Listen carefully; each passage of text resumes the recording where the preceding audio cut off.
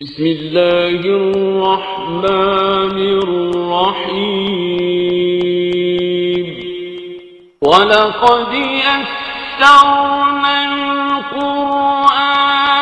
لِلذِّكْرِ فَهَلْ مِن مُدَّكِرٍ۔ السلام علیکم ورحمۃ اللہ۔ الحمدللہ وکفا وسلام علی عبادہ الذین اصطفیٰ۔ اعوذ باللہ من الشیطان الرجیم، بسم اللہ الرحمن الرحیم۔ قد خسر الذین کذبوا بلقاء اللہ حتی اذا جاءتهم الساعة بغتة قالوا یا حسرتنا علی ما فرطنا فیہا وهم یحملون اوزارهم علی ظہورهم الا ساء ما یزرون۔ سورۃ الانعام اور اس کی آیت نمبر 31۔ نقصان میں پڑ گئے وہ لوگ، قد خسر الذین کذبوا بلقاء اللہ، نقصان میں پڑ گئے وہ لوگ جنہوں نے اللہ سے اپنی ملاقات کی اطلاع کو جھوٹ قرار دیا، یعنی جنہوں نے اس بات پر اس کا یقین نہیں کیا، اس پر ایمان نہیں لائے، جھوٹ قرار دیا کہ اللہ سے کے پاس حاضر ہونا، ملاقات کرنی ہے۔ یہ وہی مضمون ہے جو آگے بڑھا ہے، یعنی انکار آخرت کا فتنہ، اس کا جو خرابی برائی ہے اس کے نتائج اس اعتبار سے اللہ تعالیٰ کے بیان فرما رہے ہیں کہ نقصان میں پڑ گئے وہ لوگ جنہوں نے اللہ سے اپنی ملاقات کی اطلاع کو جھوٹ قرار دے دیا، یہاں تک کہ حتیٰ جب اچانک وہ گھڑی آ جائے گی تو یہی لوگ کہیں گے افسوس ہم سے اس معاملے میں کیسی تقصیر ہوئی، اور ان کا حال یہ ہوگا کہ اپنی پیٹھوں پر اپنے گناہوں کا بوجھ لادے ہوئے ہوں گے۔ دیکھو کیسا برا بوجھ ہے جو یہ اٹھا رہے ہیں، یعنی یہ عقیدہ آخرت کا انکار ہو یا عقیدہ آخرت کا بگاڑ، ان دونوں صورتوں میں انسان گناہ گارانہ زندگی بسر کرنے لگتا ہے۔ اس کا نتیجہ یہ نکلتا ہے، یعنی غیر ذمہ دارانہ زندگی، اور غیر ذمہ دارانہ زندگی کا مطلب ہی یہ ہے کہ گناہ گارانہ زندگی کی طرف انسان چلا جائے، اس لیے کہ انسان کے ساتھ شیطان بھی لگا ہے اور انسان کے ساتھ اس کا اپنا نفس بھی ہے جو اسے برائی کی طرف اکساتا ہے، یعنی برائی اس کے نفس کے اندر بھی یہ تحریکات موجود ہیں، ایسی کیفیات موجود ہیں کہ جو اسے برائی کی طرف اکساتی ہیں۔ تو اس اعتبار سے جہاں جس شخص کا معاملہ یہ ہوا کہ اس کے اندر عقیدہ آخرت کا انکار یا بگاڑ، یہ دونوں چیزیں، یعنی اللہ تعالیٰ ان دونوں چیزوں کو ہمارے سامنے رکھتے ہیں، بیان کرتے ہیں کہ بعض لوگ تو وہ تھے جو انکار کرتے تھے، جیسے اس دور کے اندر مشرکین مکہ عقیدہ آخرت کا انکار کرتے تھے، یعنی یہ بات ان کی سمجھ میں نہیں آتی تھی کہ دوبارہ زندہ کیے جائیں گے۔ اور یہود و نصارہ کا معاملہ کیا تھا؟ یہ عقیدہ آخرت کا انکار نہیں کرتے تھے، بگاڑ ان کے اندر موجود تھا، اور یہ سمجھتے تھے کہ بس جنت تو ہمارے لیے بنی ہے اور دوزخ میں تو ہم جائیں گے ہی نہیں، یعنی جنت دوزخ کا تصور ان کے سامنے موجود تھا، مگر یہ عقیدہ آخرت کا بگاڑ تھا، اور یہ سمجھ رہے تھے کہ عمل کی بنیاد پر یہ چیزیں نہیں ہیں، بلکہ نسب کی بنیاد پر یا نسبت کی بنیاد پر جو ہے یا تعلق کی بنیاد پر ہمیں یہ جنت جو ہے وہ حاصل ہو جائے گی۔ تو اس اعتبار سے گناہ گارانہ زندگی کی طرف جاتے ہیں، تو اللہ تعالیٰ یہی بات بیان کر رہے ہیں کہ ان کے اپنے خیالات کے برعکس جب اچانک وہ وقت آ جائے گا اور پھر حال کیا ہوگا، اب افسوس کر رہے ہوں گے، اور حال یہ ہوگا کہ اپنی پیٹھوں پر اپنے گناہوں کا بوجھ لادے ہوئے ہوں گے، یعنی گناہ کو اللہ تعالیٰ نے بوجھ سے تعبیر کیا ہے، یعنی گناہ کیا ہے؟ انسان کے اوپر ایک بوجھ ہے، اس بوجھ کو وہ لادے ہوئے ہوگا، اور پھر اس بوجھ کا جو نتیجہ ہوگا وہ اس کے سامنے جہنم کی صورت میں آئے گا۔ تو یہ بات اس میں اللہ تعالیٰ بیان کرتے ہیں، اور آگے فرمایا وَمَا الْحَيَاةُ الدُّنْيَا إِلَّا لَعِبٌ وَلَهْوٌ وَلَلدَّارُ الْآخِرَةُ خَيْرٌ لِلَّذِينَ يَتَّقُونَ أَفَلَا تَعْقِلُونَ۔ دنیا کی زندگی، اب اس کے برعکس جو کیفیت ہے، جو اصل حقیقت ہے وہ کیا ہے کہ دنیا کی زندگی تو ایک کھیل اور ایک تماشا ہے، حقیقت میں آخرت ہی کا مقام ان لوگوں کے لیے بہتر ہے جو ضیاکاری سے بچنا چاہتے ہیں، یعنی جو نقصان سے بچنا چاہتے ہیں۔ پھر کیا تم لوگ عقل سے کام نہیں لوگے یا عقل سے کام نہیں لیتے؟ تو یہ دنیا کی حقیقت اللہ تعالیٰ انسان کے سامنے رکھتے ہیں کہ دنیا کی حقیقت کیا ہے۔ وَمَا الْحَيَاةُ الدُّنْيَا إِلَّا لَعِبٌ وَلَهْوٌ، لعب اور لہو کی بات کی ہے، تو یہ اسے ہم اردو میں لہو لعب کہہ لیتے ہیں، یعنی اس کو پلٹ کے اس طرح بیان کر رہے ہو تو لہو لعب کا جو ہے لفظ استعمال کرتے ہیں، اردو کے اندر بھی اس کو استعمال کیا جاتا ہے۔ تو یعنی بے حقیقت چیزیں، یعنی جن کے اندر انسان مبتلا ہو جاتا ہے، تو اس اعتبار سے تو اس کا یہ مطلب قطعاً نہیں ہے کہ دنیا کے بارے میں کہ دنیا کچھ بھی نہیں ہے، بس ایک تماشے کی جگہ ہے، ایسی بے حقیقت چیز ہے، نہیں، دنیا تو معاملہ ایک بڑا سنجیدہ معاملہ ہے، یعنی اس اعتبار سے اس کی کیفیت کیا ہے؟ ایک کیفیت تو یہ ہے کہ یہ دنیا ہی کی زندگی ہے جس کے بنیاد پر انسان کے لیے جنت کا معاملہ بھی بنے گا، یعنی اسی کی بنیاد پر ہوگا، دوزخ بھی اسی کی بنیاد پر ہے۔ یہ تو ایک نہایت سنجیدہ معاملہ ہے، لیکن اس کی حقیقت کو اگر دیکھا جائے، اس کے بارے میں اگر غور کیا جائے، یعنی اس ساری زندگی کے دورانیوں کو اور اس سارے سب کچھ جو اس کے اندر ہے دیکھا جائے، تو آخرت کے مقابلے میں آدمی انسان رکھ کر دیکھے تو ایک بڑا چھوٹا سا معمولی سا حصہ، یعنی بس تھوڑا سا اس اعتبار سے، یعنی کوئی حقیقت بھی نہیں بنتی ہے اس کی، یعنی یہ کیفیت اس کی بن جاتی ہے۔ یعنی اگر اس تناظر کے اندر دیکھا جائے تو اس دنیا کے اندر جتنا انسان کے لیے گویا کہیے کہ دھوکے کا سامان ہے، انسان کو دھوکہ اسی بات کا لگتا ہے کہ وہ اس کے عیش کو اصل عیش سمجھ لیتا ہے، اس کے یہ کہیے کہ تکلیف کو ہمیشہ کی تکلیف سمجھ لیتا ہے، یعنی اس کے نقصان کو، اس کے فائدے کو اس اعتبار سے دیکھ رہا ہوتا ہے، حالانکہ حقیقت یہ نہیں ہے، یہ تو ایک گویا کہ یہ وہی ایک ظاہر سا معاملہ ہے، یعنی وقتی معاملہ، اس کا عیش وقتی عیش ہے، اس کی تکلیف وقتی تکلیف ہے، یعنی حقیقت تو آگے آنے والی ہے سامنے، یعنی جس کا نتیجہ ملا کر سامنے آئے گا، پھر اس کی کیفیت یہ بھی سامنے آتی ہے دنیا کے اندر۔ ہم دیکھتے ہیں ایک آدمی دنیا کے اندر بظاہر بڑا کامیاب نظر آتا ہے، لیکن آخرت میں جا کے پتہ چلے گا یہ کامیاب رہا یا ناکام رہا، یعنی تو وہاں جا کے پتہ چلے گا۔ اور ایک آدمی دنیا کے اندر ایک خستہ حالی کے اندر نظر آتا ہے، لیکن آخرت میں جا کے پتہ چلے گا کہ یہ آدمی کامیاب ہے، یہ ناکام آدمی ہے، اصل آدمی تو یہی، کامیاب تو یہی ہے، اب یہ بڑا کیا معزز ہے، اس کا حال بہت اچھا ہے، یعنی اس اعتبار سے وہ اپنے آپ کو اس طرح پیش کر رہا ہوگا، یہ صورت اس کی سامنے آئے گی۔ تو بنیادی طور پر یہ بظاہر انسان جو ہے اس کے اندر اس طرح سے مبتلا ہو جاتا ہے، یہ کیفیت اس کی بن جاتی ہے، اس طرح وہ اس طرف چلا جاتا ہے۔ تو یہ بات اس میں بیان کی جا رہی ہے، بتائی جا رہی ہے کہ دنیا کی زندگی اس کی حقیقت کیا ہے، اگر تم اس کو اس طرح دیکھو تو بس ایک کھیل اور ایک تماشا ہے۔ اور کسی ایسے آدمی سے اگر پوچھا جائے، کسی ایسے آدمی سے اگر آپ دیکھیں کہ جو کہیے کہ زندگی کا وقت گزار کر جا رہا ہو تو کیا کہے گا؟ کچھ بھی نہیں تھا، کچھ نہیں تھا، یعنی آدمی جو دنیا سے چل رہا ہے واپس جا رہا، جو دنیا کے اندر ہے تو دنیا کا انعماد، دنیا منمک ہے تو وہ چیزیں اسے بڑی اچھی لگتی ہیں، لیکن جب دنیا سے چلنے کا وقت آتا ہے تب پتہ چلتا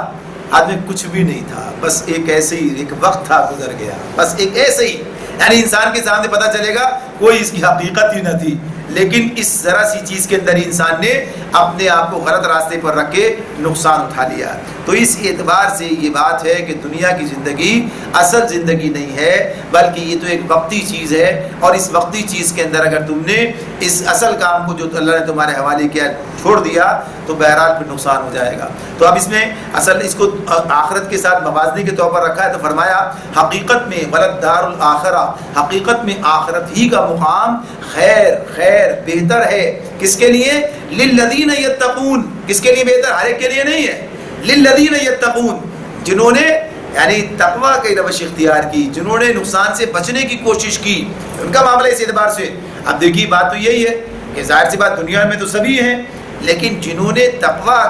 کے تحت زندگی بسر کی ہے تو انہوں نے زندگی کی حقیقت کو سمجھا ہے، زندگی کی حقیقت کو سمجھا۔ ان کے لیے زندگی ایک کھیل اور تماشا ہی نہیں رہی کہ بس آؤ مزے کرو، عیش کرو، اور زندگی میں جتنے بھی کچھ عیش کر سکتے ہو کر لو، اور جتنی تفریح اور عیاشی کر سکتے ہو کر لو، اور بس دوبارہ یہ دن واپس نہیں آئیں گے، یہ جوانی چلی گئی تو واپس نہیں ملے گی، اور بڑھاپے کے اندر بھی جوانی کو واپس لانے کی ہزار کوششیں کرو اس مقصد کے لیے کہ ظاہر سی بات ہے کہ تمہارے اندر وہ پختگی پیدا ہی نہیں ہوئی، وہ شعور کی پختگی جو تمہیں اللہ سے قریب کرنے کے لیے، یعنی انسان کو جو عمر کے ادوار ہیں اسی ادوار سے ملا کرتے ہیں کہ آپ جس مرحلے میں جو کام اس کے حوالے وہ کام کرے۔ تو انسان جو ہے پچھلے اپنے گویا کہیے کہ جس اس میں وہ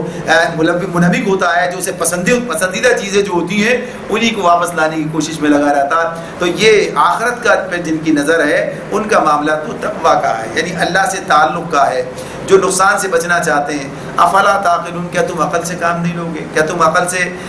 سوچو گے سمجھو گے نہیں؟ تو یہ افلا تعقلون کی بات اسی اعتبار سے ہے کہ انسان دنیا کی حقیقت پر غور کرے، سمجھے۔ تو یہ چیزیں اللہ تعالیٰ میں بیان کر کے ہمیں سوچنے سمجھنے کی دعوت دیتے ہیں تاکہ ہم دنیا کی حقیقت کو سمجھ کے آخرت کی تیاری کریں۔ قد نعلم انہ، اب یہاں سے رخ بدل جاتا ہے، اب کیفیت بدلتی ہے۔ یہاں تک جو بات تھی یہ اسی حوالے سے کہ لوگوں کی ضیاءکاری، لوگوں کے معاملات، بات سمجھ میں نہیں آ رہی ہے، دنیا پرستی میں لگے۔ اب نبی اکرم صلی اللہ علیہ وسلم سے مخاطب ہے اللہ تعالیٰ، قد نعلم انہ لیحزنک الذی یقولون فانہم لا یکذبونک ولکن الظالمین بآیات اللہ یجحدون۔ اللہ تعالیٰ فرماتے ہیں کہ اے محمد صلی اللہ علیہ وسلم، یعنی اللہ کے رسول سے بات ہو رہی، قد نعلم، ہم یہ جانتے ہیں، ہمیں یہ بات معلوم ہے کہ جو باتیں یہ لوگ بناتے ہیں ان سے تمہیں رنج ہوتا ہے، حزن یعنی تمہیں جو ہے رنج ہوتا ہے، کس بات پر؟ الذین یقولون، جو کہتے ہیں اس اعتبار سے. لیکن بات اصل میں کیا ہے؟ فإنہم لا یکذبونک، حقیقت یہ ہے کہ یہ لوگ تمہیں نہیں جھٹلاتے، یعنی یہ لوگ تمہیں جو نہیں جھٹلاتے. ولکن الظالمین بآیات اللہ یجحدون، بلکہ یہ ظالم دراصل اللہ کی آیات کا انکار کر رہے ہیں. اچھا، اب اس معاملے میں اب یہ بات کہنے کا مطلب کیا ہے؟ یعنی اللہ تعالیٰ یہ کہنا چاہتے ہیں بھائی آپ کو تو نہیں جھٹلاتے، ہمیں جھٹلاتے ہیں تو آپ کیوں غمگین ہوتے ہیں؟ یعنی اب غم اگر ہمیں جھٹلائیں تو غم ہونا چاہیے، اللہ کو جھٹلائیں تو غم نہیں ہونا چاہیے. یہ مطلب نہیں ہے اس کا، یہ بات اس کا مطلب یہ نہیں ہے، بلکہ یہ فطری طور پر انسان جب اپنے بارے میں سوچتا ہے، جب اپنے بارے میں غور کرتا ہے، جب اسے ظاہر سی بات ہے کہ انسان سمجھتا ہے کہ میں انسانوں کے لیے، دوسروں کے لیے کیا کر رہا ہوں، کیا کچھ ہو رہا ہے، کیا معاملہ ہے، اور اس اعتبار سے یہ میری قدر بھی نہیں کرتے، میری خدمت کی بھی قدر نہیں کرتے، میری خیر خواہی کو بھی محسوس نہیں کرتے، اور اس کا مقابلہ جو ہے ضد سے، ہٹ دھرمی سے اور عداوت سے اس طرح سے کر رہے ہوتے ہیں. یعنی یہ جو طرز عمل ان کا ہے کہ بھلائی کا جواب یہ برائی سے دے رہے ہیں، یہ خیر خواہی کا جواب جو ہے یہ عداوت سے دے رہے ہیں. یہ یعنی انسان کو تکلیف ہوتی ہے، یعنی اس معاملے میں اس کو جو ہے ایک افسوس ہوتا ہے، ایک رنج ہوتا ہے. اور جب سامنے والے کون ہیں؟ اپنے ہی لوگ ہیں، سامنے والے کوئی اور لوگ نہیں ہیں. یعنی نبی کرم صلی اللہ علیہ وسلم جن کے سامنے یہ باتیں پیش کر رہے تھے کون لوگ تھے؟ خاندان کے لوگ تھے، قبیلے کے لوگ تھے. یعنی گویا کہ یہ اسی جگہ کے اسی، یعنی وطن بھی اسی اعتبار سے ہمارا جیسے ہمارا تصور ہے وطن کا وہ بھی نہیں ہے، یعنی بالکل ایک ہی جگہ کے، ایک ہی یعنی قصبہ ہی ہے چھوٹا سا وہ، یعنی اس جگہ کے لوگ ہیں، سب ایک دوسرے کو جانتے پہچانتے ہیں. یعنی اس معاملے میں کہ یہی لوگ جن کا معاملہ، جن کے ساتھ خیر خواہی کی جا رہی ہے، یہ لوگ ہی کام کر رہے ہیں. تو ایک فطری جذبہ انسان کے اندر پیدا ہوتا ہے، فطری بات انسان کے اندر پیدا ہوتی ہے کہ یہ لوگ ہی کام کر رہے ہیں، میری خیر خواہی کا جواب اس طرح دیتے ہیں اور میرے ساتھ یہ رویہ رکھا ہوا ہے. تو اللہ تعالیٰ یہ بتا رہے ہیں کہ اصل بات کیا ہے. یعنی اصل بات یہ نہیں کہ آپ کو نہیں جھٹلاتے، ہمیں جھٹلاتے ہیں، آپ کی فکر مند ہوتی، یہ مطلب نہیں. اس کا مطلب کیا ہو رہا ہے؟ یعنی یہ بات تو بظاہر تو ایسی سامنے آ رہی ہے، لیکن اصل ان کے اس طرز عمل کی بنیاد کیا ہے؟ یہ اللہ کا انکار کر چکے ہیں. یعنی ان کا یہ طرز عمل ہے، یہ احسان فراموشی کی بات نہیں ہے، بلکہ اصل بات کیا ہے؟ اس اعتبار سے جو ان کا اس سے بڑا جرم ہے ان کا، یعنی اس سے بڑا معاملہ ہے، وہ معاملہ کیا ہے کہ جب یہ اللہ کا انکار کر چکے ہیں، اللہ کی آیات کا انکار کر چکے ہیں، تو اس کا نتیجہ کیا ہے؟ اس کا نتیجہ یہ کہ اس طرز عمل کا یہ شکار ہو گئے ہیں. اب ان کا معاملہ اس طرح ہے، اب یہ اس سے زیادہ بڑے خرابی کا جو ہے ارتکاب کرنا ہے، یہ اس کے اندر مبتلا ہو گئے. لہٰذا ان کا معاملہ تو سمجھ لو کہ اب یہ تو بربادی ہونے والے ہیں. اب ان کے معاملے میں غم کھانا چھوڑ دو، اب ان کے معاملے میں بھی غم کھانا چھوڑ دو. اور اس اعتبار سے کہ یہ جو آپ کو جو تکلیف اس سے ہوتی ہے اور آپ جس طرح محسوس کرتے ہیں کہ شاید آپ کے ساتھ کوئی کمی ہے، آپ کے اندر کوئی ایسی بات ہے، نہیں، یہ اللہ کی بات کا انکار کر رہے ہیں. تو اللہ تعالیٰ نے یہ بات کہی ہے کہ وَلَٰكِنَّ الظَّالِمِينَ بِآيَاتِ اللَّهِ، یعنی اللہ کی آیات، اللہ کی نشانیاں، اللہ کی بات بھی براہ راست نہیں ہے، بلکہ اس بات کو، اس چیز کو قبول کرنے سے انہوں نے انکار کیا. اور اس بات کو بڑی وضاحت کے ساتھ جو ہے بیان کیا گیا ہے. یعنی اس اعتبار سے کہ یہ حقیقت سمجھا دی جائے. یہ معاملہ کہ اس بنیاد پر نہیں تھا کہ نبی کرم صلی اللہ علیہ وسلم جو ہے ان کی طرف سے کوئی بات جو تھی بتانے میں کوئی کوتاہی ہے، کوئی ایسی بات ہے، بلکہ واضح طور پر انہوں نے اس بات کا اظہار کیا، اس بات کا اعلان کیا. متعدد روایات اس حوالے سے موجود ہیں کہ جس کے اندر یہ بات وہ کہتے ہوئے پائے گئے، یعنی ان کے بڑے لوگوں نے یہ بات کہی کہ ہاں ہم آپ کو نہیں جھٹلاتے، یعنی ہم آپ کا انکار نہیں کرتے، بلکہ حضرت علی رضی اللہ تعالیٰ عنہ کی روایت موجود ہے، اس میں انہوں نے ابو جہل نے، یعنی جو اتنا بڑا دشمن حق ہے، اس نے خود نبی کرم صلی اللہ علیہ وسلم سے گفتگو کرتے ہوئے کہا انا لا نکذبک ولکن نکذبک ما جئت بہ، کہ ہم آپ کو نہیں جھٹلاتے بلکہ ہم اس چیز کو جھٹلاتے ہیں جو آپ لے کر آئے. یعنی اصلاً جو ہم جھٹلا رہے ہیں وہ تو اس کتاب کو جھٹلا رہے ہیں، اس بات کو جھٹلا رہے ہیں، اس پیغام کو جھٹلا رہے ہیں جو آپ لے کر آئے، ہم آپ کو تھوڑی جھٹلاتے ہیں. یعنی بات اس طرح کہتے ہیں. جنگ بدر کے موقع پر اخنس بن شریح جو ہے اس کے بارے میں بات آتی ہے کہ اس نے تخلیہ میں، یعنی علیحدگی میں ابو جہل سے پوچھا کہ یہاں میرے اور تمہارے سوا کوئی تیسرا موجود نہیں ہے، سچ بتاؤ کہ تم محمد صلی اللہ علیہ وسلم، ان کو محمد کو تم سچا سمجھتے ہو یا جھوٹا؟ اس نے جواب دیا، اس نے جواب دے کر کہا اللہ کی قسم، اللہ کی قسم محمد ایک سچا آدمی ہے، عمر بھر کبھی جھوٹ نہیں بولا، مگر جب لوا اور سقایا اور حجابہ اور نبوت سب کچھ بنے قضی کے حصے میں آ جائے، یعنی سارے کے سارے شعبے عزت کے، یعنی عزت کے شعبے سمجھے جاتے تھے یہ، یعنی یہ جو ہے بیت اللہ کے حوالے سے جو مناسب تھے، یہ پانی پلانے کا اور یہ گویا کہ یہ کہ لوگوں کو حج کرانے کا اور یہ بیت اللہ کی جو ہے حفاظت کا، یہ سب جو ہے یہ سب، اور ساتھ ساتھ اب نبوت بھی ان کے پاس چلی جائے، تو باقی قریش کے پاس کیا رہ گیا؟ یعنی گویا بات یہ نہیں ہے کہ صحیح بات کیا ہے غلط بات کیا ہے، بات یہ کہ ہماری تو ناک نیچی ہوئی جاتی ہے، ہماری تو گویا کہ یہ پگڑی کا مسئلہ ہے، یہ ہمارے تو معاملہ اس اعتبار سے نیچا ہوا جاتا ہے۔ تو اس میں اللہ تعالیٰ یہ بات بتا رہے ہیں کہ اصلاً ان کی کیفیت یہ ہے کہ انہوں نے ذات کا کسی کا معاملہ نہیں ہے یہ، بلکہ یہ اصل بات جو ہے وہ اس حوالے سے ہے کہ یہ جو کچھ آپ پیش کر رہے ہیں اسے ماننے کے لیے تیار نہیں ہے۔ اور آپ دیکھیے دنیا میں آج تک کی معاملہ بڑا اہم معاملہ ہے، اس بات کو اگر دیکھا جائے دنیا میں اس پیغام کے حامل یا اس پیغام کو لے کر کھڑے ہونے والے انسان ہمیشہ انتہائی شریف انتہائی اعلیٰ کردار کے افراد ہوتے ہیں۔ اچھا یہ جو اچھے اور اعلیٰ کردار کا جو معاملہ ہے یہ صرف اس طرح سے نہیں ہوتا ہے بڑے اچھے نماز پڑھنے والے ہوتے ہیں، یہ بڑے اچھے حق ادا کرنے والے بھی ہوتے ہیں، یہ بڑے اچھے لوگوں کے ساتھ اچھا معاملہ کرنے والے بھی ہوتے ہیں، یہ لوگوں کے حقوق ادا کرنے والے بھی ہوتے ہیں، یہ لوگوں کے کام آنے والے بھی ہوتے ہیں۔ تو ان لوگوں کے بارے میں کون برا سمجھ سکتا ہے؟ ان کے معاملے میں آدمی تو بڑا اچھا ہے، لیکن مسئلہ یہ ہے کہ جو بات یہ کر رہا ہے پیش، اس کا نتیجہ کیا نکلے گا؟ اس کا نتیجہ تو نکلے گا سب کچھ ختم ہو جائے ہمارا، یعنی ہمارا جو مسئلہ ہے، ہمارے جو معاملات ہیں، ہمارا جو بگاڑ ہے، ہم جو ظلم کرنا چاہتے ہیں، ہم جو غلط راستوں پر چلنا چاہتے ہیں، ہم جو بگاڑ کے معاملات کرنا چاہتے ہیں، اس کے اندر معاملہ رکاوٹ پیدا ہو جائے گی، معاملہ خراب ہو جائے گا۔ تو اس اعتبار سے فرد کے معاملے میں اس اعتبار سے جو پیش کر رہا ہوتا ہے اس پر انہیں اتنا معاملہ نہیں ہوتا جتنا معاملہ اس حوالے سے ہوتا ہے کہ یہ جو پیغام اس کا نتیجہ کیا نکلے گا، تو یہ چیزیں جو رکاوٹ بنتی ہے۔ تو اللہ تعالیٰ اس بات کو بیان کرتے ہیں تو کوئی عام یہ تسلی دی جا رہی ہے رسول کے بعد ان تمام لوگوں کو جو اس راستے پر چلے کہ اصلاً بات کیا ہے کہ بات ان کی سمجھ میں آنے کے باوجود یہ اپنے مفادات کی بنیاد پر اس کا انکار کرتے ہیں۔ وَلَقَدْ كُذِّبَتْ رُسُلٌ مِّن قَبْلِكَ فَصَبَرُوا عَلَىٰ مَا كُذِّبُوا وَأُوذُوا حَتَّىٰ أَتَاهُمْ نَصْرُنَا وَلَا مُبَدِّلَ لِكَلِمَاتِ اللَّهِ وَلَقَدْ جَاءَكَ مِن نَّبَإِ الْمُرْسَلِينَ۔ بڑی بنیادی بات ہے جو ان آیات میں ہمارے سامنے آ رہی ہے۔ اللہ تعالیٰ فرماتے ہیں تم سے پہلے بھی بہت سے رسول جھٹلائے جا چکے ہیں، یعنی کوئی نئی بات نہیں ہے۔ آپ کو جو اس راستے میں تکالیف پیش آ رہی ہیں، جو مسائل پیش آ رہے ہیں، جو کوئی بے عزتی کی جا رہی ہے، جو کوئی یہ بے حرمتی کی جا رہی ہے، جو آپ کو ساتھ یہ معاملہ کیا جا رہا ہے، یہ کوئی نیا نہیں ہے، ہمیشہ سے ایسے ہی ہوتا آیا۔ ہمیشہ سے حق کے پرستاروں کے ساتھ یہ جو حق کے مخالفین ہیں انہوں نے یہی رویہ اختیار کیا، یہ کوئی نئی بات نہیں ہے۔ تو اللہ تعالیٰ یہ بات بتا رہے ہیں کہ تم سے پہلے بھی بہت سے رسول جھٹلائے جا چکے ہیں۔ وَلَقَدْ كُذِّبَتْ رُسُلٌ مِّن قَبْلِكَ، یعنی ایسا ہوتا رہا ہے۔ پھر کیا ہوا؟ یعنی پھر کیا کرنا چاہیے ان کے بارے میں کیا؟ تو اللہ تعالیٰ فرماتے ہیں فَصَبَرُوا عَلَىٰ مَا كُذِّبُوا وَأُوذُوا حَتَّىٰ أَتَاهُمْ نَصْرُنَا، یا مگر اس تکذیب پر، یعنی یہ جو انہوں نے جھٹلایا ہے اس تکذیب پر اور جو تکلیفیں انہیں پہنچائی گئیں، جو اذیتیں انہیں پہنچائی گئیں، اس پر انہوں نے صبر کیا۔ یعنی صبر کرنے کا مطلب کیا ہوا؟ یہاں پر کیا ہے؟ اپنا کام کرتے چلے گئے، پرواہ نہیں کی، راستہ کھوٹا نہیں ہوا، ہمت ہار کے بیٹھ نہیں گئے، غمزدہ ہو کر آزردہ ہو کر، یعنی آدمی مایوس ہو جاتا ہے نا، مایوس ہونے کے بعد کیا ہوتا ہے؟ کام چھوڑ دیتا ہے، مایوس ہو کے کام چھوڑ دیتا ہے۔ تو مایوسی کا کوئی تصور نہیں ہے، مایوسی کا کوئی گزر اس راستے میں نہیں ہے۔ یہ راہگزر جو ہے اس کا معاملہ کیا ہے؟ تمام اذیتیں، تمام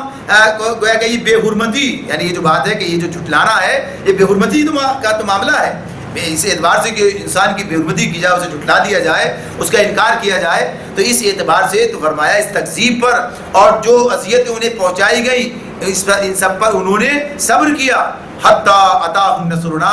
یہاں تک کہ انہیں ہماری مدد پہنچ گئی۔ یعنی کب تک یہ صبر کیا؟ صبر کی میعاد کیا ہے؟ کتنا صبر کریں بھائی؟ جب تک وہ مرحلہ آ جائے کہ اللہ کی مدد آ جائے، وہ مرحلہ آ جائے کہ اللہ کی مدد آ جائے۔ وَلَا مُبَدِّلَ لِكَلِمَاتِ اللَّهِ، اللہ کی باتوں کو بدلنے کی طاقت کسی میں نہیں ہے، اللہ کی باتوں کو بدلنے کی طاقت کسی میں نہیں ہے۔ اب یہ بات جو پہلے میں تو یہ بات ہے، یہ جو کہا نا حتیٰ أتاهم نصرنا، یہاں اتنا صبر کرو، اتنا صبر کرو، اتنا، اب یہ ہے نا کب آئے گی اللہ کی مدد؟ ایک تو یہ بھی مسئلہ پیدا ہو جاتا ہے، اللہ کی مدد کب آئے گی؟ یعنی لوگ اس معاملے میں بھی گھبرا جاتے ہیں، تو وہ بھی ہمارے سامنے رکھا ہے۔ ام حسبتم ان تدخلوا الجنة ولما يأتكم مثل الذين خلوا من قبلكم مستهم البأساء والضراء وزلزلوا حتى يقول الرسول والذين آمنوا معه متى نصر الله ألا إن نصر الله قريب۔ یہ تو بتایا نا کہ اسی حوالے سے کہ یوں جنت میں چلے جاؤ گے، وہ سب کچھ گزرا نہیں جو پہلے والوں پر گزرا تھا، مصیبتیں آئیں، ہلا مارے گئے، یعنی مراحل سے گزر کر پھر وہ مرحلہ آتا ہے، اور جب انہوں نے بھی سمجھ لیا کہ اب وہ مرحلہ آ گیا، اب پکار اٹھے کب آئے گی اللہ کی مدد، پھر بتایا کہ اللہ کی مدد قریب ہے، آ گئی اللہ کی مدد۔ تو اس اعتبار سے انسان ابھی پہلا قدم رکھتا ہے اور کہتا ہے منزل کیوں نہیں آتی ہے، منزل کیوں نہیں۔ بچوں کا معاملہ ہوتا ہے نا، بعض اوقات آپ انہیں کہیں گھمانے لے جائیں، کسی جگہ جا رہے ہوں کسی جگہ، تو جیسے ہی چلتے ہیں کتنی دیر میں آئے گا، کب آئے گا، ابھی تک نہیں آیا، یعنی انہیں جلدی سے بس اپنی منزل پر پہنچنے کی جلدی ہوتی، جلدی سے پہنچ جائے اپنی منزل پر۔ تو راستہ تو اپنے وقت پر ہی طے ہوتا ہے، راستے کے جو تقاضے ہیں وہ تو پورے کرنے ہی پڑتے ہیں۔ تو یہاں پر بھی یہ بات بتائی جا رہی ہے کہ یہ کب آئے گی، جب اللہ کی مدد آئے، اس وقت تک صبر کرنا، اس وقت تک صبر کرنا۔ اچھا، مدد کی دو صورتیں ہوتی ہیں، یعنی مدد بھی جیسے رسولوں کے ساتھ معاملہ ہوا، یا تو یہ ہوا کہ جس انجام کی خبر وہ دے رہے تھے وہ انجام ان کے سامنے آ گیا، عذاب آ گیا، مٹا دیے گئے، ختم ہو گیا معاملہ۔ یا مدد ایسے آ گئی جیسے نبی صلی اللہ علیہ وسلم کے ساتھ مدد آئی کہ اللہ نے فتح و نصرت عطا فرما دی، مرحلے بدل گئے، حالات بدل گئے، ہجرت ہوئی، سب کچھ ہوا، ریاست بنی، سارے معاملات آ گئے، یعنی سب کام ہو گیا، اس وقت تک لگے رہے، جمے رہے اپنی جگہ پر۔ تو یہ بات پھر یہ جو کہا کہ اللہ کی کلمات، اللہ کا طریقہ، اللہ کی باتیں، ان کو بدلنے کی طاقت کسی میں نہیں، ولا مبدل لکلمات اللہ، نہیں کوئی بدل سکتا اللہ کی باتوں کو۔ اللہ یہاں باتوں سے کیا مراد ہے؟ کلمہ، یہ جو لفظ کلمہ آیا لکلمات اللہ، کلمہ، کلمہ جو ہے بنیادی طور پر، اور کلمات اللہ، اللہ کی بات ہے، اللہ کا حکم، اللہ کا طریقہ۔ جیسے کہا یہ عیسیٰ ابن مریم کے بارے میں کیا کہا تھا؟ کلمۃ اللہ، یہ اللہ کا کلمہ ہے۔ کیسے؟ اللہ کے حکم کی بنیاد پر پیدا ہوئے، اللہ کے کلمہ کن سے، یعنی اللہ نے کیا حکم دیا، ہو گئے، اور کیا چیز ہے اس کے علاوہ، یعنی اللہ کا فیصلہ ہے نا یہ، تو اللہ کی فیصلہ ہے یہ اللہ کا فیصلہ ہے کہ کام کام کے طریقے کے مطابق ہوگا،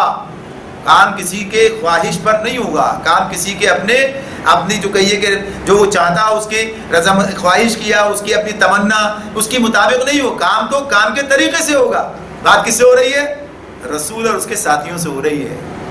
یعنی جو اس درجے کا کام کر رہے تھے، اور جہاں کام ہی نہ کر رہے ہوں لوگ اور کہیں کہ یہ 70 سال گزر گئے اور اتنے سال گزر گئے اور کچھ نتیجہ، کام تو کام کے طریقے سے ہوگا، کام کا طریقہ اختیار کیا، کام کیا نہیں کیا، کیا کیا۔ تو اس معاملے میں یہ بات کہ اللہ تعالیٰ کہتے ہیں یہ ایسے ہی ہوگا، وَلَقَدْ جَاءَكَ مِن نَبَإِ الْمُرْسَلِينَ، اور پچھلے رسولوں کے ساتھ جو کچھ پیش آیا اس کی خبریں تمہیں پہنچ چکی ہیں، سارا تاریخ تمہارے سامنے۔ تو اللہ نے حق و باطل کی کشمکش کا جو قانون بنایا ہے، اسے تبدیل کرنا کسی کے بس کی بات نہیں ہے، کسی کے لیے اللہ تبدیل نہیں کرے گا کسی کے کہنے سے۔ تو حق پرستوں کے لیے ناگزیر ہے کہ وہ ایک طویل مدت تک آزمائشوں کی بھٹی میں پکائے جائیں، تپائے جائیں، اپنے صبر کا، اپنی راست بازی کا، اپنے ایثار، اپنی فداکاری کا، اپنے ایمان کی پختگی اور اپنے توکل علی اللہ کا امتحان دیں، مصائب اور مشکلات سے گزر کر کہ اس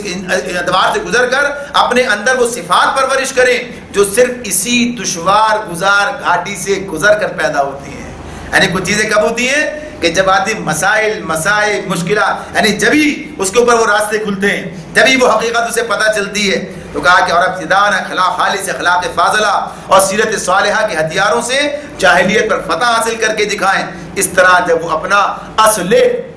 اصل یعنی سب سے زیادہ مصلح ہونا، مصلح سے نا اصل یعنی سب سے زیادہ اصل ہونا ثابت کر دیں گے، تب اللہ کی نصرت ٹھیک اپنے وقت پر ان کی مدد کے لیے آ جائے گی۔ تو اس طرح سے یہ بات کے طریقہ وہی ہے جو اللہ نے بتا دیا۔ اب اس راستے سے گزرنا ہوگا، جب آدمی اس راستے سے گزرنے کے لیے تیار نہ ہو اور لاکھ کہتا رہے کب آئے گی اللہ کی مدد اور کب ہوگا یہ معاملہ، تو کہنے سے کچھ نہیں ہوتا، اور پھر اپنی انتہائی بلندی کو پہنچ جاتی ہے یہ بات۔ اس اگلی آیت کے اندر اسی پر بات مکمل کر دیں گے۔ وَإِن كَانَ كَبُرَ عَلَيْكَ إِعْرَاضُهُمْ فَإِنِ اسْتَطَعْتَ أَن تَبْتَغِيَ نَفَقًا فِي الْأَرْضِ أَوْ سُلَّمًا فِي السَّمَاءِ فَتَأْتِيَهُم بِآيَةٍ وَلَوْ شَاءَ اللَّهُ لَجَمَعَهُمْ عَلَى الْهُدَىٰ فَلَا تَكُونَنَّ مِنَ الْجَاهِلِينَ۔ اللہ تعالیٰ فرماتے ہیں تاہم، یعنی اب یہ سب باتیں تو بتا دی گئی، لا مبدل لکلمات اللہ، اللہ کی باتیں تبدیل نہیں ہوتی، طریقہ وہی ہے جو پہلے سے چلا آ رہا ہے، اسی طرح کام ہوگا۔ لیکن اس کے باوجود بھی اگر اب بھی معاملہ کیا ہے، وَإِن كَانَ كَبُرَ عَلَيْكَ إِعْرَاضُهُمْ، اگر ان کا اعراض، ان کا یہ حق سے منہ موڑنا، ان کی یہ بے رخی تم سے برداشت نہیں ہوتی، یعنی اگر تم سے تمہاری بڑی کبر علی کا تمہارے اوپر بڑی بوجھ بن گئی ہے، بڑا بھاری بن گیا ہے معاملہ، یہ پتھر بہت بھاری ہو گیا ہے کہ یہ جو اعراض ان کا ہے، جو ان کی نافرمانی ہے، یہ جو ان کی بغاوت ہے، یہ جو ان کا منہ موڑ جانا ہے، تو بہت بہت شاک گزر رہا ہے، بڑا مشکل لگ رہا ہے، یہ حالات بدلتے نہیں ہیں، کیسے بدلیں، جلدی کرو اس معاملے میں۔ تو اب یہ بات اس اعتبار دیکھیے بات کیا ہے، بات یہ ہے کہ آدمی اگر کام کرنا چاہے، کام کیا کرنا چاہ رہا ہے، بات کس سے ہو رہی ہے یہاں اللہ کے رسول سے، اللہ اور اس کے ساتھیوں یعنی صحابہ سے بات ہو رہی ہے۔ ان کے پیش نظر کیا چیز ہے؟ ان کے پیش نظر اپنا کام ہے، ان کے پاس منزل کا تو پکا شعور ہے، پختہ بات ہے، یہ اسلام کی بات کر رہے ہیں، اسلام کی سربلندی کے لیے انقلاب یعنی وہی کہ لوگوں کا اسلام قبول کر لینا، اسلام کی طرف آ جانا اور اسلام کو اپنی زندگی میں شامل کر لینا، یعنی جو ان کے پیش نظر معاملات جتنے بھی ہیں، یہ سارا اپنا ہدف ان کے سامنے واضح ہے۔ تو اس اعتبار سے یہ تو بات یہ ہے کہ انہیں پتہ ہے کہ جب لوگ مانیں گے اسی راستے سے کام آگے بڑھنا ہے، اصلاً تو لوگوں کو اسلام کی طرف لے کر آنا ہے، یہ پیش نظر ہے۔ کوئی انقلاب اس اعتبار سے لے آنا کہ ہاں صاحب اسلام پسندوں کی، اسلام پرستوں کی فتح ہو جائے، یہ پیش نظر ہی نہیں ہے، یہ تو اس کے اگلے نتائج ہیں جو سامنے آئیں گے باقی اگلے مراحل کے اعتبار سے۔ تو پہلی بات تو یہ کہ یہاں پر یہ صاف رہے کہ مقصد کیا ان کے، تو اللہ تعالیٰ ان سے یہ بات کہتے ہیں کہ اگر تمہارے لیے یہ سب کچھ جو حالات ہیں، یہ جو مشکلات ہیں، یہ جو لوگ بات نہیں سنتے، بات قبول نہیں کرتے، بات دیکھیے کہاں بات ہو رہی ہے، یہ پھر ذرا سا دوہرا لیجئے، کہاں مکے میں یہ بات ہو رہی ہے، یہ بات کہاں پر ہو رہی ہے کہ جب مکے کا آخری دور ہے، مشکلات اپنی جگہ پر ہیں، لوگ مان کے نہیں دیتے اور طرح طرح کے مسائل مشکلات جو ہیں وہ پیدا ہو رہی ہیں۔ اب یہ سارے حالات جو ہیں، یہ حالات تم سے برداشت نہیں ہوتے، گوارا نہیں ہوتے، اب کیا کرو؟ ایک تو یہ کام چھوڑ کے بھاگ جاؤ، یہ تو تیار نہیں، کام تو کرنا ہے، یہ مسلمان ہے، اسلام قبول کر چکے ہیں، بدلنا چاہتے ہیں حالات کو، تو ایک تو وہی طریقہ جو اللہ نے بتا دیا، کام کیے جاؤ اور اللہ پر نظر رکھو، کام کیے جاؤ اور اللہ پر کے ساتھ وابستہ رہو، توکل رکھو۔ دوسری بات یہ کہ فَإِنِ اسْتَطَعْتَ أَن تَبْتَغِيَ نَفَقًا فِي الْأَرْضِ أَوْ سُلَّمًا فِي السَّمَاءِ فَتَأْتِيَهُم بِآيَةٍ، اور اگر تم سے یہ برداشت نہیں ہوتا تو اگر تمہارے اندر کوئی استطاعت ہے، اگر تم میں کچھ زور ہے تو زمین میں کوئی سرنگ ڈھونڈو یا آسمان میں سیڑھی لگاؤ اور ان کے پاس کوئی نشانی لانے کی کوشش کرو۔ یعنی اب بات سمجھ میں آتی ہے کس تناظر میں یہ بات ہو رہی تھی، کوئی ایسا معجزہ آ جائے، کوئی ایسی بات ہو جائے، کوئی ایسی چیز آ جائے، کوئی ایسا معاملہ ہو جائے جس کے نتیجے میں بس راتوں رات بھی مسئلہ حل ہو جائے گی۔ جیسے اب کوئی نبی کرم صلی اللہ علیہ وسلم اور آپ کے ساتھیوں میں کام کے بارے کہے، بس چند دنوں میں بس 13 سال اور 10 سال، بس دیکھیے 13 سال ماں اور 10 سال کیا چیز ہوتی، بس یوں ہی، ایسا نہیں ہے، یہ 13 سال 13 صدیوں کے برابر لگتے ہیں۔ جب آدمی ان میں سے گزرتا ہے، جب وہ حالات دیکھتا ہے تو پتہ چلتا ہے حالات کیا ہیں، یعنی وہ جو ہے اس اعتبار سے تو اس مراحل سے گزرے اور مراحل سے گزر کے انہوں نے اپنا اصلی ہونا ثابت کیا۔ تو اب یہاں پر یہ بات ان سے ہو رہی ہے کہ اگر تمہارے پاس، اگر تم سے یہ نہیں ہوتا تو ان سے یہ بات کہی جا رہی تھی کہ ٹھیک ہے پھر کوئی نشانی آپ لے آئے، ایسی کوئی نشانی لا کر آپ دکھا دیں، یعنی ہمارے منصوبے میں تو اس کا کوئی حصہ نہیں ہے، ہمیں اگر زبردستی کوئی بات منوانی ہوتی تو یہ سارا کھٹراک کرنے کی ضرورت ہی کیا تھی، یہ سارے معاملات کرنے کی ضرورت ہی کیا تھی؟ اللہ کے ایک حکم کی بنیاد پر سارے کے سارے مسلم ہوتے، اللہ کے حکم کی بنیاد پر سارے باطل پرست جو ہیں سب کے سب ان کا خلاقمہ ہو جاتا، سارے ظالموں کا ظلم جو ہے مٹا دیا جاتا، ایک لمحے کے اندر سارے مرحلے طے ہو جاتے۔ یعنی کیا مسئلہ اللہ تعالیٰ کے لیے، آج بھی اور آج سے پہلے بھی اور آج کے بعد بھی اللہ کے لیے کوئی مسئلہ ہی نہیں ہے، لیکن چونکہ دنیا میں اللہ تعالیٰ نے یہ آزمائش انسانوں کی اسی اعتبار سے رکھی ہے کہ حق کو باطل کے سامنے کھڑا ہونا ہے، حق کو باطل کی پر حق کی چوٹ لگانی ہے، اسے کشمکش کے اس مرحلے سے گزرنا ہے اور گزر کے اپنا حق ثابت کرنا ہے، فائق تر اپنا ہونا ثابت کرنا ہے، یعنی اس مرحلے سے گزرنا ہے، اور پھر اس میں سے جو اصل چیز ہے، جو اصل کو ہے کہ یہ جوہر ہے، وہ نکل کر تمہارے پاس آ جائے گا، جو جوہر ہے وہ اسی مرحلے کے اندر، اور یہی سب کچھ ہوا بھی ان 23 سالوں کے اندر، لوگ نکل کر آتے رہے، نکل کے آپ کے پاس آتے رہے، تو اس اعتبار سے اصل جوہر تو وہی ہمارے سامنے آتا ہے، جنہوں نے سارے مسلمان جو بھی آیا جس وقت بھی آیا اس کا اپنا مقام ہے، لیکن جنہوں نے دنیا کے اندر کوئی کارنامے انجام دیے، جنہوں نے کوئی کام کر کے دکھایا ہے، تو وہ دیکھتے ہیں وہی لوگ ہیں جنہوں نے اس اعتبار سے اپنے آپ کو نبی صلی اللہ علیہ وسلم کے ساتھ وابستہ کیا، اس اعتبار کے اندر، اور خود قرآن نے کہا ہے صلح سے پہلے اور یعنی فتح سے پہلے اور فتح کے بعد تمہارا جو کام ہے اس کی قدر و منزلت بڑا فرق ہے، بڑا نمایاں فرق ہے، یعنی برابر نہیں ہو سکتے کسی طرح۔ یہ سورہ حدید میں مضمون موجود ہے، نبی صلی اللہ علیہ وسلم نے یہ بات کہی ہے، فتح سے پہلے آنے والے، فتح کے بعد آنے والے دونوں برابر نہیں ہے، یعنی نتیجے کے اعتبار سے بھی اور ظاہر ہے کہ تمام معاملات اس اعتبار سے بھی یہ بات اپنی جگہ ہے، مقام سب کا اپنی جگہ اب اس اعتبار سے، لیکن جو بڑا اور اس اعتبار سے چیزیں جو جوہر ہے تو اس کے والے سے بات اللہ نے رسول نے بات رکھ دی، تو اس سسٹم بنا دیا، اس کے تحت لوگ نکل کر آئیں گے، لوگ نکل کر آئیں گے اور آپ کا دست و بازو بنتے چلے جائیں گے، کہاں اپنے وقت پر انجام پائے گا۔ تو اس لیے کیا کہا کہ وَلَوْ شَاءَ اللَّهُ لَجَمَعَهُمْ عَلَى الْهُدَىٰ، اگر اللہ چاہتا تو ان سب کو ہدایت پر جمع کر سکتا تھا، یعنی یہی بات ہے جو سمجھائی جا رہی ہے، یہ نچوڑ ہے، اگر اللہ چاہتا تو ان سب کو ہدایت پر جمع کر سکتا تھا اگر زبردستی کرنا ہوتا، یعنی ان کا معاملہ تو یہی ہے کہ اللہ کا منشا یہ ہے کہ حق کو دلائل کے ساتھ لوگوں کے سامنے پیش کیا جائے، جو لوگ صحیح فکر یعنی فکر صحیح کی بنیاد پر کام لے کر حق کو پہچان لیں اور اپنے آزادانہ اختیار سے اس پر ایمان لائیں، اپنے آزادانہ اختیار سے اس پر ایمان لائیں، اور پھر اپنی سیرتوں کو اس کے سانچے میں ڈھال کر باطل پرستوں کے مقابلے میں اپنا اخلاقی تفوق یعنی اپنا جو بہتر ہونا ہے وہ ثابت کریں، اور انسانوں کے مجموعے میں سے جو صالح عناصر اپنے طاقتور استدلال، اپنے بلند نصب العین، اپنے بہتر اصول زندگی، اپنی پاکیزہ سیرت کی کشش سے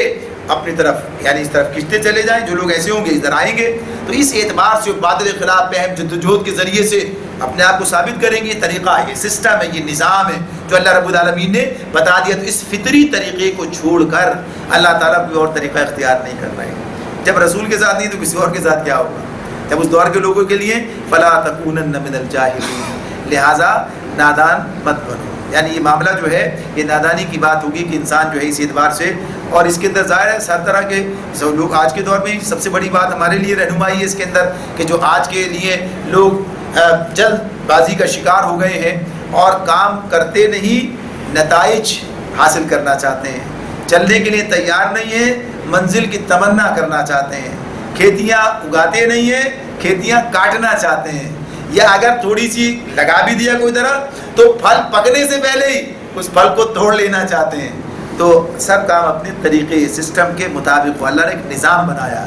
جو جتنی پائیدار چیز ہوتی ہے اور جتنی مفید ہوتی ہے اس کے مرحلے بھی اتنے طویل ہوا کرتے ہیں۔ آپ دیکھ لیجیے آپ کے سامنے انسان کا بچہ اور بکری کا بچہ فرق دیکھ سکتے ہیں، فصلیں اور بڑے بڑے درختوں کا فرق دیکھ سکتے ہیں، اور بہت ساری مثالیں ایسی ہمارے سامنے۔ اللہ تعالیٰ ہمیں سمجھنے اور عمل کرنے کی توفیق عطا فرمائے۔ وآخر دعوانا ان الحمد للہ رب العالمین۔